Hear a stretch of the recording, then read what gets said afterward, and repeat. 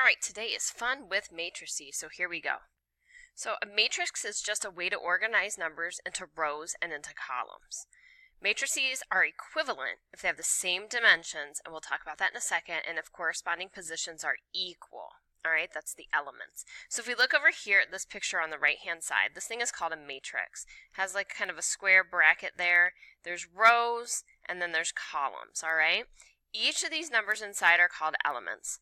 Whenever we talk about a matrix and we talk about its dimensions, it's always row by column, all right? So how many rows by how many columns there are. Adding and subtracting them. So matrices must have the same dimensions, otherwise you just can't do it. So if you can, you just combine the elements in the same position. So this is a 2 by 2 minus a 2 by 2. You can do this. Here's what you do. You do -2 minus -3. -2 minus -3. I'm going to take this slow. -5 minus 4. -5 minus 4. 4 minus -3. 4 minus -3. And 11 minus 6. 11 minus 6. Notice that I'm using the same positions. So then when I do this, this turns into a positive. So this ends up giving you 1. This is a positive, so this is 7. These end up being -9, and this one here ends up being 5. So when you subtract these two matrices, that's what you get. Over here, you can't do it. This is a row by column. It is a 2 by 3, and this is a 2 by 1. Can't do it. Can't do it. All right? So there you go. Have to be the same dimensions. Multiplying by a scalar, aka something's multiplying in. All you're going to do is just make sure you take this number and you multiply it to every single thing inside there. So -4 times 6 is -24. -4 times 3 is -12. -4 times a half is -2. And -4 times -2 there is an 8. And then that's it. That's how you multiply it in. Okay? Remember, if I go too fast, you can pause it, you can go back, you can rewatch. The best thing to do is watch it or write it down the first time and then go back and watch it a second time so you really fully understand what's going on. All right, multiplying. The number of columns in the first matrix must equal the number of rows in the second matrix. If not, you can't multiply the matrices. So here's what we're talking about. If matrix A has m by n rows and columns, and it's being multiplied times matrix B, which has n times p rows and columns. Because this one right here, this column matches this row, you can multiply it. And your final answer will be m times p rows and columns. Okay? This part could be a little tricky, but we'll get through it. So if I have a 2 by 1 matrix and a 1 by 3 matrix, can we multiply it? Well, since these two match, yes, you can multiply it. And it says give the final dimensions of the new matrix then.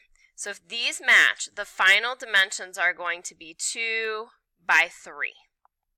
Okay, so if I multiply those two matrices, that's what I'm going to get. Over here, the columns and the rows don't match, so no, you would not be able to multiply these two matrices. One other thing I want to point out is that matrix multiplication, in most cases, there'll be a couple of exceptions, of course, is not commutative. So commutative means A times B. You cannot do B times A. Okay? You can't do it in most cases. Okay? So just keep that in mind. You can't just be switching stuff around. So moving on to the next page here, I got RC Cola here because it's row by column, and that always helps me when my teacher said that in school. So I put this little RC Cola here for row by column. So to multiply this by hand, it's going to be a little weird. So bear with me, and you might want to watch this part of the video multiple times. So you're going to take, it says right here, you will multiply the row of the first matrix to each element in the column of the second matrix, and then add your new elements. Now what I'm going to do here is I'm going to circle things, but then I'll erase them as I go. So here's this row, and here's this column, right? So I'm going to do 3 times 5, and I'm going to add it to -1 times -1. Okay? That's all we're going to do there. Now I'm going to erase those. I'm going to do this again. So what about this row right here times this column? Notice where they overlap right here. Okay, so that's what we're going to put here. So 3 times 0 plus negative 1 times 3. That goes there. All right, so let's move on to the next one. So now we have this and we have that, and that's going to go right here in our matrix. So we have 4 times 5 plus 7 times negative 1. Okay, and then let's take care of that next row right here. So we've got 4 times 0 plus 7 times 3. Again, this is a really good one to watch twice. Next we have this guy and this guy, so we have 2 times 5 plus 6 times negative 1. And then we have this one. And I do recommend writing on your paper. I think when you circle the elements, it helps a lot. All right, so this is what we got going on. And then you just want to fix it up. Ooh, what just happened there? You just want to fix it up. You want to work everything out. So we've got 15 plus 1. We've got 20 minus 7. We've got 10 minus 6. And then this one is going to be 0 minus 3, 0 plus 21, 0 plus 18. And then as we keep working that, 16, 13, 4, negative 3, 21, and 18. All right, there's your final answer. And real quick, I didn't talk about it, but we can talk about it right now. Notice this was a 3 by 2, and this was a 2 by 2, and because these two matched, your final answer is now a 3 by 2. All right, so just notice there it is when we talked about it.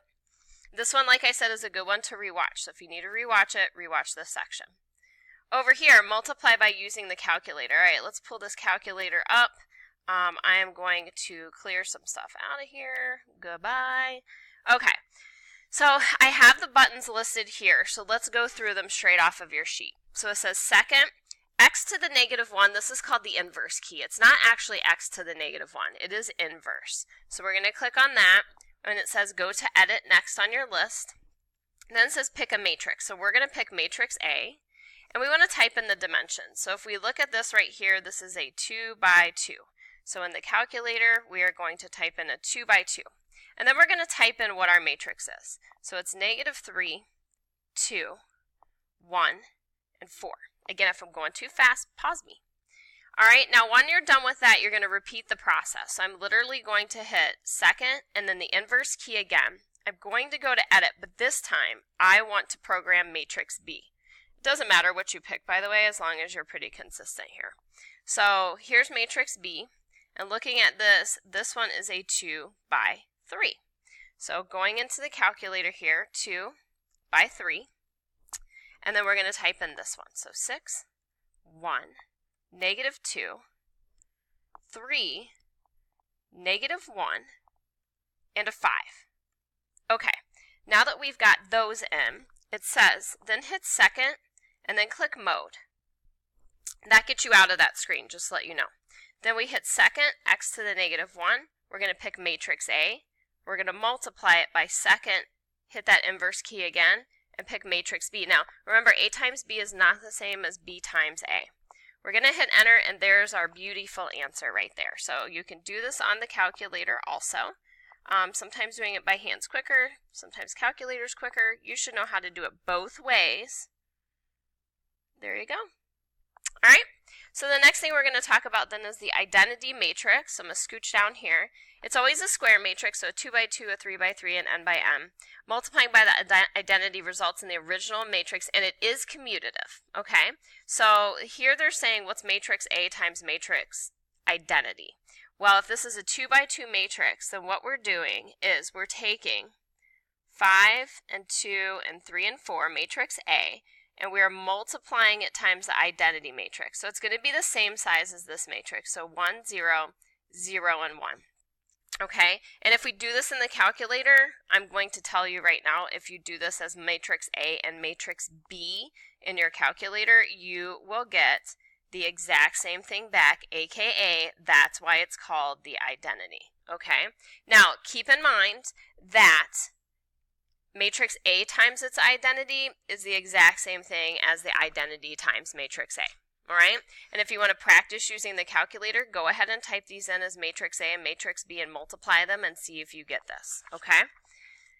Moving along, we have the inverse matrix. Multiplying by the matrix's inverse, that's a tough word, takes us to the identity matrix. The inverse matrix is used to solve matrix equations. This one's going to get used a lot, guys, when we would like to undo multiplication, and it is commutative. All right, so it's only commutative to the thing it's inversing, though, just to let you know. We'll talk about that in a second. Right here is how you say inverse A or A inverse right here. So it says calculate A inverse from this matrix right here. So if I go into the calculator, and let's go ahead, I'm going to clear my calc real quick, second plus 712. To go into our matrix, we hit second, we hit inverse, and we go to edit. And let's program in this matrix that they've given us. So, it's a 2 by 2. Oh, goodness gracious. All right, enter 2 by 2. It is 5, 3, 2, and 4. All right, what we want to do, I'm hitting second mode to quit out. I'm going to go in here. I'm going to pick matrix A, and then I'm actually just going to straight up hit that inverse key, like that. Boom. Now, this is disgusting, right? We don't like that. I don't want you to give me that. I didn't tell you can round. So we're going to hit math, enter, enter, and we're going to turn it into a bunch of fractions. So this right here, inverse matrix A, is going to be 2 sevenths, negative 3 fourteenths, negative 1 seventh, and 5 fourteenths once you math frac it. All right? There you go. And I wrote the stuff down here too. But just remember, we also did math frac. All right? Which I think you guys are familiar with. And then last but not least, and by the way, it says show this is true. I'm just going to tell you now that if you do this on the calculator, program this as your A, program this as your B. Let's write it down. If you do this on the calculator, you will get your identity back. Sounds kind of funny. You get your identity matrix back. All right? So practice this. Put that in as A, put that in as B, multiply them, and see if you get that identity matrix. Now, just to let you know, if you do this from the left or right side, it's commutative and it's fine. But I'm always going to do it from the left side, and there's a reason for that. Because when we go to solve a matrix equation, it matters. So right here, if I have matrix A times X equals matrix B, and I want to solve for X, what I have to do is multiply by the inverse on both sides. It'll take care of the A over here, but you need to have it on the left-hand side over here. This is super important. If you don't, it's the commutative property, it gets all messed up. So basically what I'm going to do here first is I'm going to subtract off this matrix. So when I do that, I have 3, 7, 1, 4 times X, but then I have this matrix, which I subtract off. So I'm going to write this down. And what I want you to do is I want you to pause this, and I want you to try it. Pause it and try it real quick. Okay, when you subtract, you should get this. Now, we're going to call this matrix A, and we're going to call this matrix B. And what we're going to do is come from the left-hand side, and we're going to multiply by the inverse. When we do that, what you're going to do is you're going to have inverse of matrix A times matrix B in the calculator. So I want you to program this as A in your calculator and program that in your calculator's B. I'm going to pause this. You try it real quick. Okay, I programmed in matrix A and matrix B, and I quit out of the screen. So now I want to go in here, I want to pick matrix A, I want to put an inverse on it, and then I want to multiply it by that matrix B, like this. Hit enter, and there's your answer. Now you're not rounding, right? Everything looks pretty, so if you want to give me fractions, you can. But since you're not actually rounding and everything came out nice, you could totally give this to me as your answer also. I'm totally fine with it. All right, that wraps up Fun with Matrices. Again, go back and rewatch as needed because this probably felt like it went kind of quick. And then be ready when you come to class. Bye-bye.